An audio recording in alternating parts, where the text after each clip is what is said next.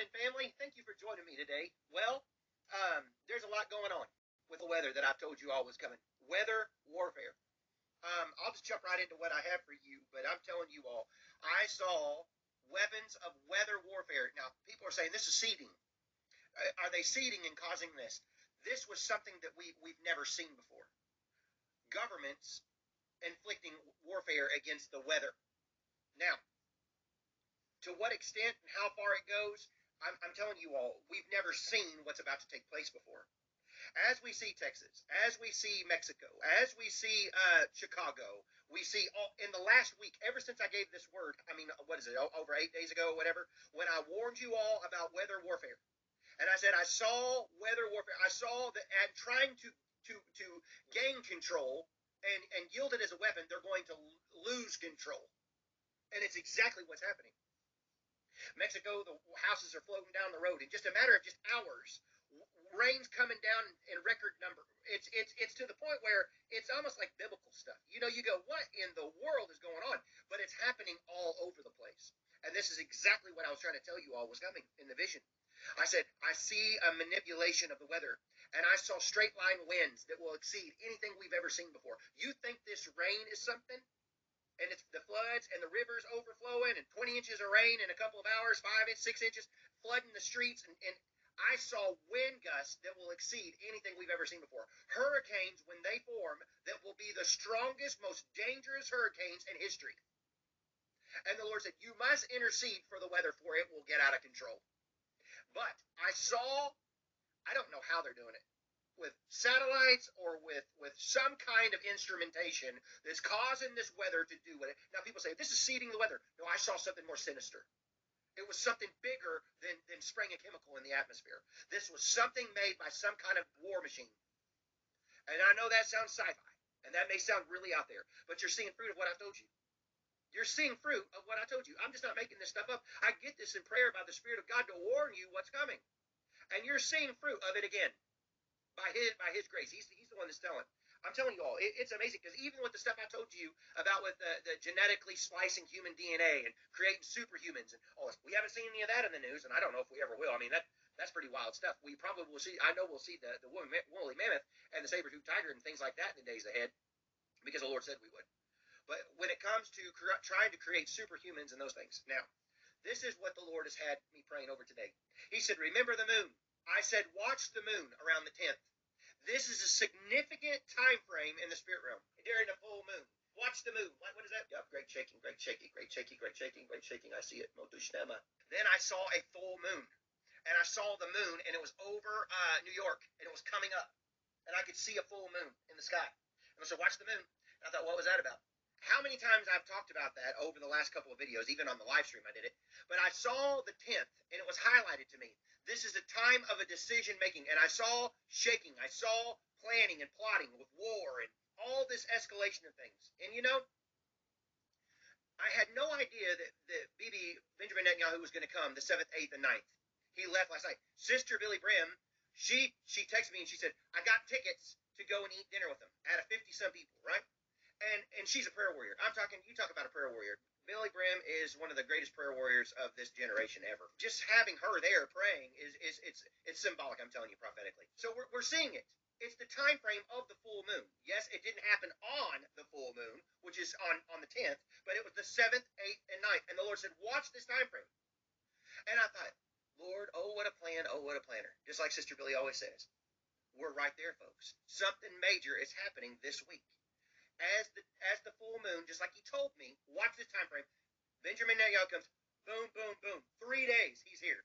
Then we see all this about a peace accord, and the Lord's warning me about a peace accord. The Lord's warning me about escalation with Russia, and he shows me all these things of Cuba. And, you know, you just watch these videos of the things that I've gotten out of prayer, and what he keeps warning us over and over and over. Time frames to pray. September, from Rosh Hashanah to Rosh Hashanah, an acceleration of things. So I just want you to know, you know, yeah, it's not the 10th, but it's the week.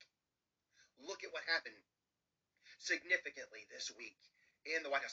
A foundation is being laid for a peace accord, for a covenant of many. I believe that's what we're about to see. Peace agreements, and negotiations of building the third temple.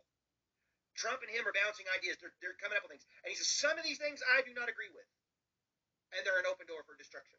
And some of this will happen. There was like the Lord was telling me, pray about these, that they're making decisions. They're not set in stone yet. These decisions are, I want to say this, these decisions are not set in stone yet. The framework of the decision is being made.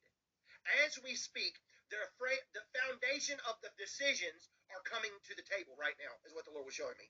And he said, because of these decisions, they're making break things. When I told you if they split Jerusalem, he said he would split America down the New Madrid. I saw the Mississippi River being completely decimated. We're seeing the birthing pains. And he said, remember what I told you last Rosh Hashanah. Remember what I told you about Adam's lease. I show you what's coming in the future. We don't see any kind of change as we're seeing right now. Last Rosh Hashanah, he said, things would accelerate. But Adam's lease, he said, is coming up. And as I was praying into September, he said, I circled September for a reason to you, and there was a fog over it. There's change coming. Great change. Great financial change is coming. And he warned me to pray into the 21st of September again. Praying about the 21st of September. Praying about the fall. Praying about the fourth quarter. Praying about acceleration of war. Praying about this peace agreement. The covenant of many with the Arab nations. I saw the Arab nations coming in alongside saying, hey, we agree to a peace agreement. A peace accord with Israel. A third temple can be built. But you have to give so much land. You have to give this stuff. And I'm telling you, I've seen. I was praying into this, and the Lord told me, he said, an acceleration's coming. But Adam's lease is coming up.